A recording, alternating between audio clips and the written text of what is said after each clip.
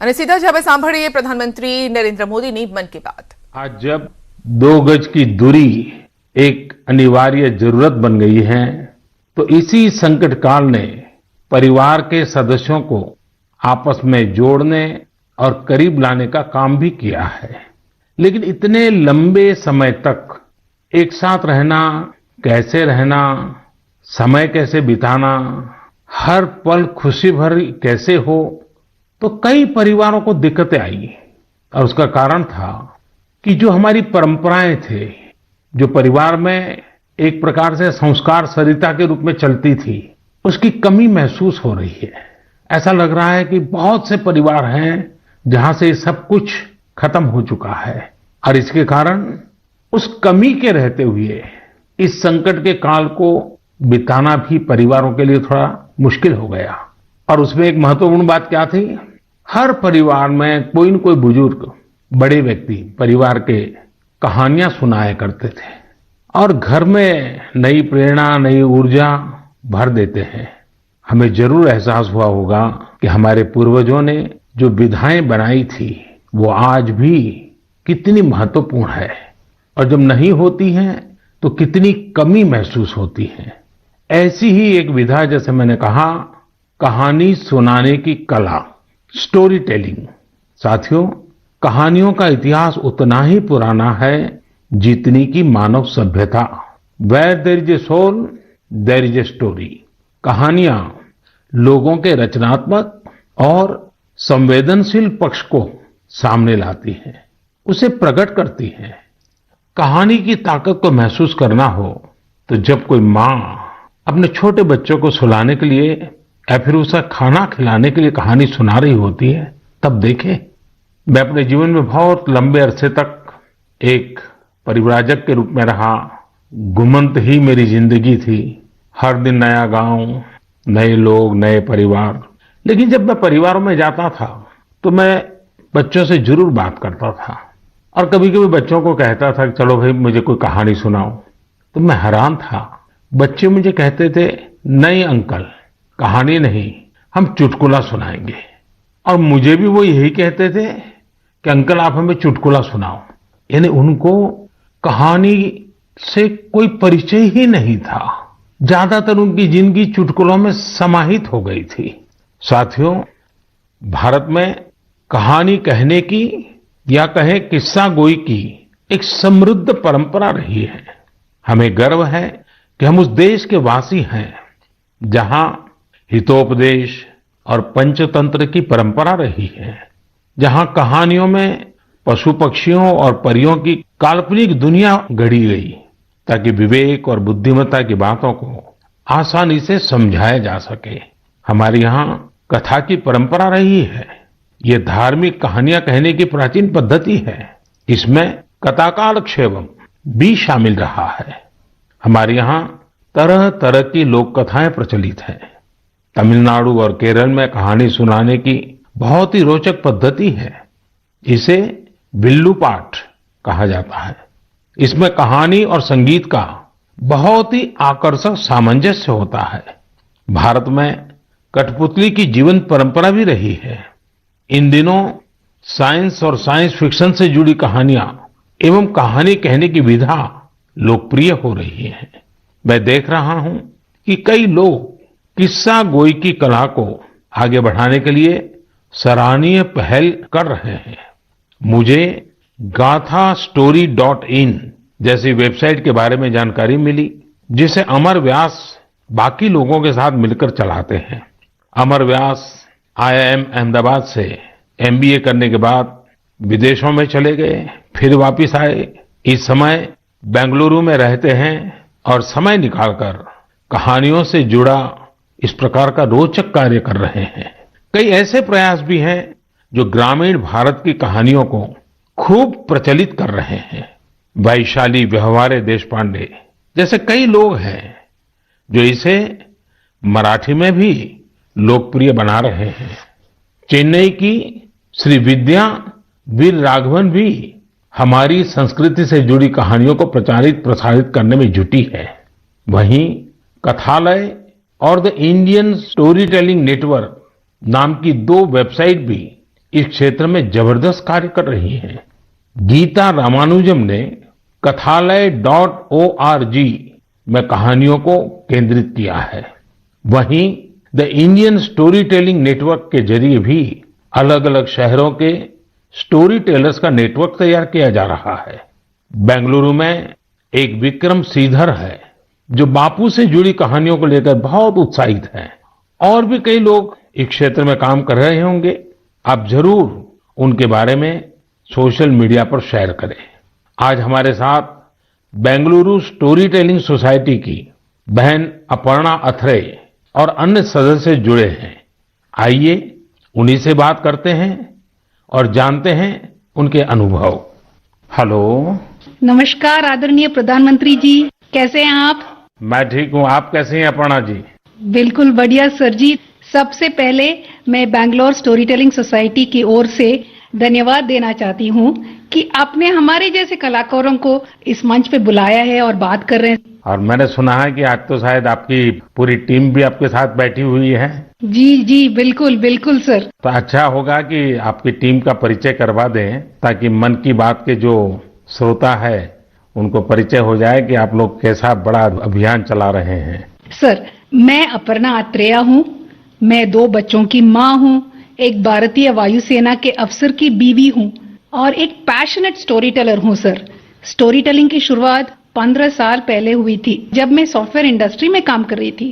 तब मैं CSR projects में वॉलंटरी काम करने के लिए जब गई थी तब हजारों बच्चों को कहानियों के माध्यम से शिक्षा देने के मौका मिला। और ये कहानी जो मैं बता रही थी वो अपनी दादी माँ से सुनी थी।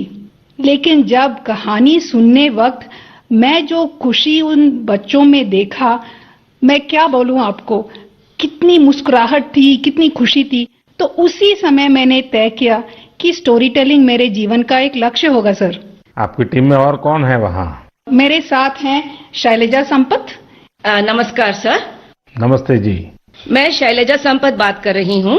मैं तो पहले टीचर थी, उसके बाद जब मेरे बच्चे बड़े हुए तब मैंने थिएटर में काम शुरू किया और फाइनली कहानियों को सुनाने में सबसे ज्यादा संतृप्त मिला। धन्यवाद। मेरे साथ सौम्या है। नमस्कार सर। नमस्ते जी। मैं हूँ सौम्या श्रीनिवासन। मैं एक साइकोलॉजिस्ट हूँ। मैं जो काम करती हूँ बच्चों और बड़े लोगों के साथ, उसमें मैं कहानियों के द्वारा मनुष्य के नव रसाओं को जगाने में कोशिश करती हूँ और उसके साथ चर्चे भी करती हूँ। ये मेरी लक्ष्य है, healing and transformative story telling. नमस्ते सर। नमस्ते जी। मेरा नाम अपर्णा जयशंकर है।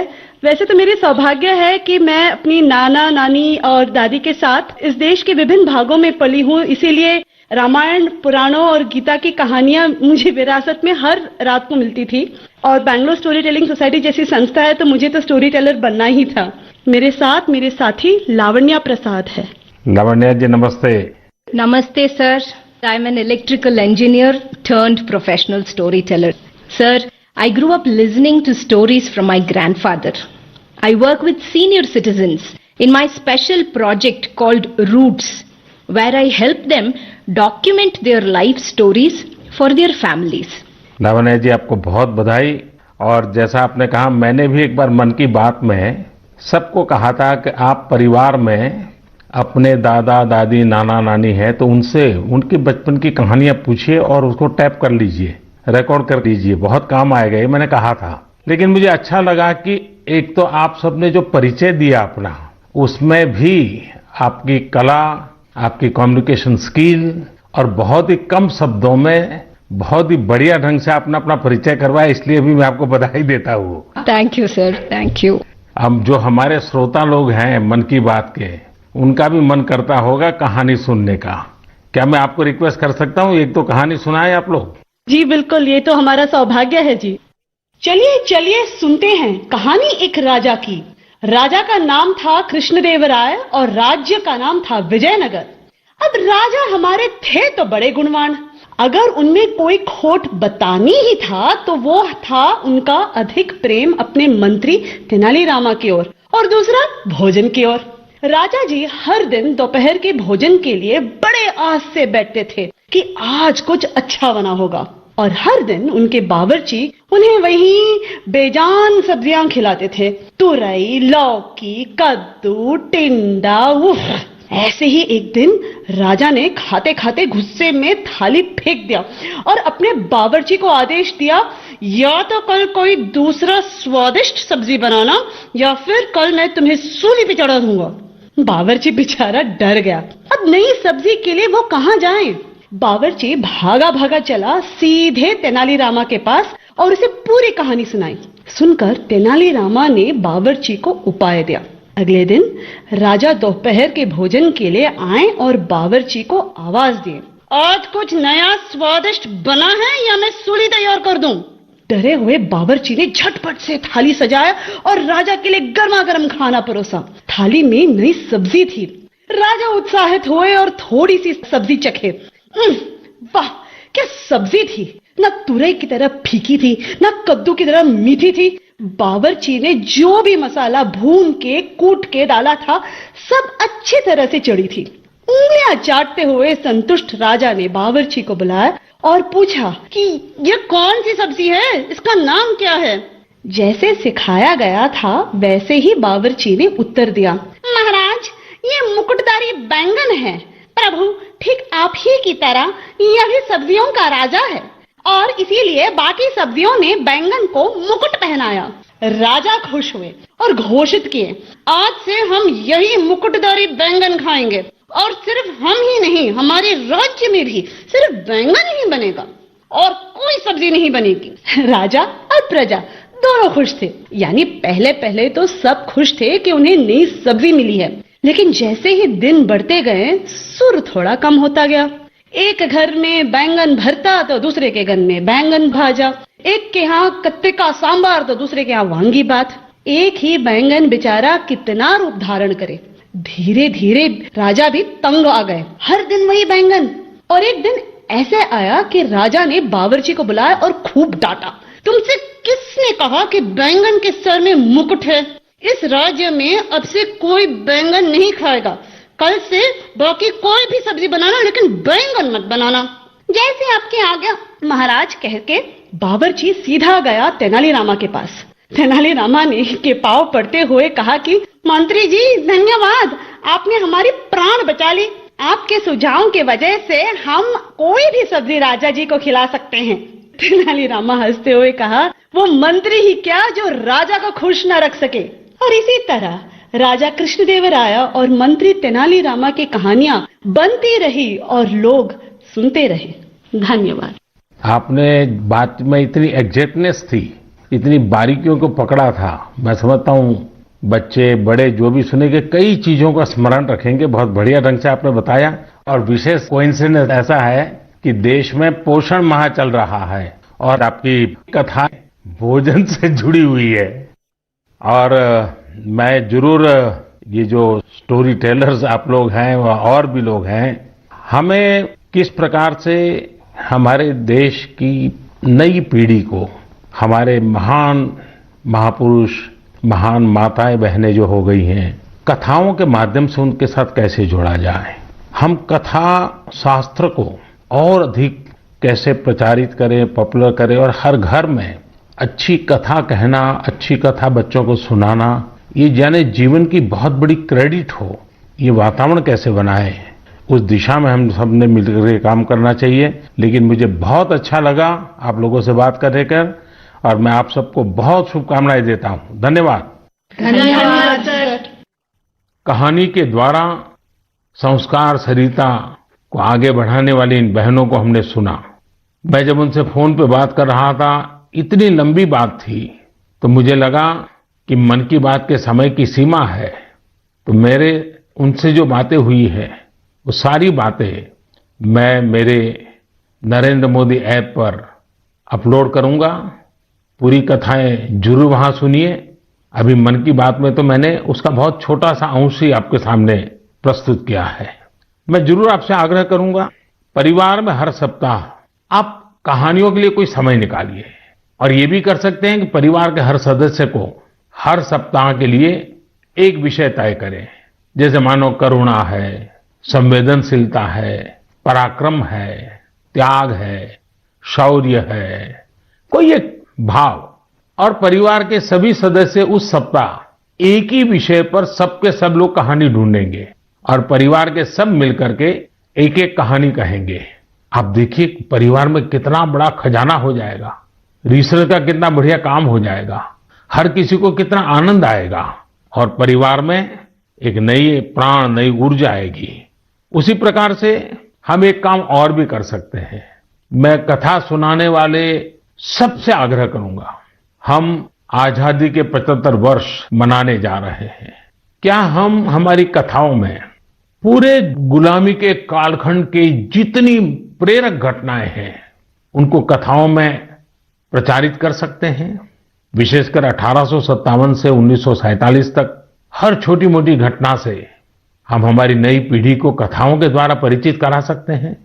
मुझे विश्वास है कि आप लोग जरूर इस काम को करेंगे। कहानी कहने की ये कला देश में और अधिक मजबूत बने, और अधिक प्रचारित हो और सहज बने, इसलिए आओ हम सब प्रयास करें। मेरे प्यारे देशवासियों, आइए कहानियों की दुनिया से अब हम 7 समंदर पार चलते हैं। ये आवाज सुनिए।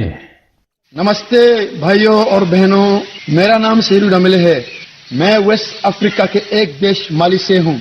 मुझे फरवरी में भारत में विश्व के सबसे बड़े धार्मिक त्योहार कुंभ मेला में शामिल होने का अवसर मिला। मेरे लिए ये बहुत ज्यादा गर्व की बात है। मुझे कुंभ मेला में शामिल होकर बहुत अच्छा लगा और भारत के कल्चर को देखकर बहुत कुछ सीखने को मिला। मैं विनती करना चाहता हूँ कि हम लोगों को एक बार फिर भारत विजिट करने का अवसर दिया जाए ताकि हम और भारत के बारे में सीख सकें। नमस्ते। है ना मजेदार? तो ये थे माली के सेदू देम्बेले। माली भारत से दूर पश्चिम अफ्रीका का एक बड़ा और लैंडलॉक्ड देश है। सेदू देम्बेले माली के एक शहर कीटा के एक पब्लिक स्कूल में शिक्षक हैं। वे बच्चों को इंग्लिश, म्यूजिक और पेंटिंग, ड्राइंग पढ़ाते हैं, सिखाते हैं। लेकिन उनकी एक और पहचान भी है।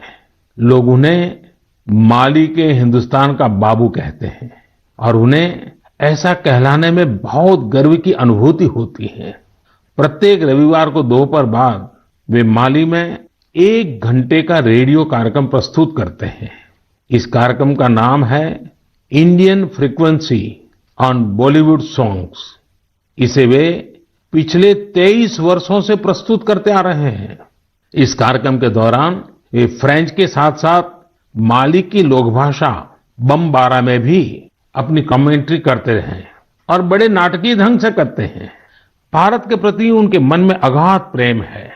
भारत से उनके गहरे जुड़ाव की एक और वजह यह भी है कि उनका जन्म भी 15 अगस्त को हुआ था। सेदू जी ने 2 घंटे का एक और कार्यक्रम अब प्रत्येक रविवार रात 9 बजे शुरू किया है। इसमें वे बॉलीवुड की एक पूरी फिल्म की कहानी फ्रेंच और बमबारा में सुनाते हैं। कभी कभी किसी इमोशनल सीन के बारे में बात करते समय वे स्वयं भी और उनके श्रोता भी एक साथ रो पड़ते हैं। सेदू जी के पिता ने ही भारतीय संस्कृति से उनकी पहचान करवाई थी। उनके पिता सिनेमा थिएटर में काम करते थे और वहां भारतीय फिल्में भी दिखाई जाती थी। इस 15 अगस्त को उन्होंने हिंदी में एक वीडियो के माध्यम से भारत के लोगों को स्वतंत्रता दिवस की शुभकामनाएं दी थी। आज उनके बच्चे भारत का राष्ट्रगान आसानी से गाते हैं। आप ये दोनों वीडियो जरूर देखें और उनके भारत प्रेम को महसूस करें। सेदू जी ने जब कुंभ का दौरा किया था और उस समय वे उस डेलीगेशन का हिस्सा थे जिससे मैं मिला था। भारत के लिए उनका इस प्रकार का जुनून, स्नेह और प्यार वाकई हम सब के लिए गर्व की बात है। मेरे प्यारे देशवासियों, हमारे यहाँ कहा जाता है जो जमीन से जितना जुड़ा होता है वो बड़े से बड़े तूफानों में भी उतना ही अड़िग रहता है। कोरोना के इस कठिन समय में हमारा कृषि क्षेत्र, हमारा किसान इसका जीवंत उदाहरण है। संकट के इस काल में भी हमारे देश के कृषि क्षेत्र ने फिर अपना दमखम दिखाया है। साथियों, देश का कृषि क्षेत्र, हमारे किसान, हमारे गांव आत्मनिर्भर भारत का आधार है। ये मजबूत होंगे तो आत्मनिर्भर भारत की नींव मजबूत होगी। बीते कुछ समय में इन क्षेत्रों ने खुद को अनेक बंदिशों से आजाद किया है, अनेक मिथकों को तोड़ने का प्रयास किया है।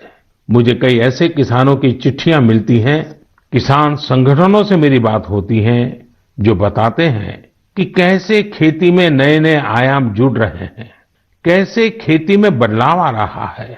जो मैंने उनसे सुना है, जो मैंने औरों से सुना है, मेरा मन करता है आज मन की बात में उन किसानों की कुछ बातें जरूर आपको बताऊं। हरियाणा के सोनीपत जिले के हमारे एक किसान भाई रहते हैं, उनका नाम है श्री कंवर चौहान।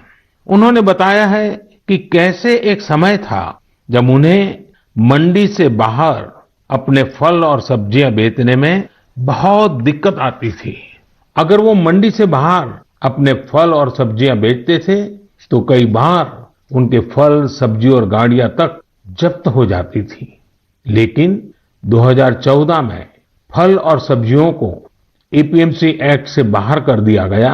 इसका उन्हें और आसपास के साथी किसानों को बहुत फायदा हुआ। 4 साल पहले उन्होंने अपने गांव के साथी किसानों के साथ मिलकर एक किसान उत्पादक समूह की स्थापना की। आज गांव के किसान स्वीट कॉर्न और बेबी कॉर्न की खेती करते हैं। उनके उत्पाद आज दिल्ली की आजादपुर मंडी, बड़ी रिटेल चेन तथा 5 स्टार होटलों में सीधे सप्लाई हो रहे हैं। आज गांव के किसान स्वीट कॉर्न और बेबी कॉर्न की खेती से 2.5 से 3 लाख प्रति एकड़ सालाना कमाई कर रहे हैं। इतना ही नहीं, इसी गांव के 60 से अधिक किसान नेट हाउस बनाकर, पॉली हाउस बनाकर टमाटर, खीरा, शिमला मिर्च, इसकी अलग अलग वैरायटी का उत्पादन करके हर साल प्रति एकड़ 10 से 12 लाख रुपए तक की कमाई कर रहे हैं। तो प्रधानमंत्री मन की बात में आज जे देशनी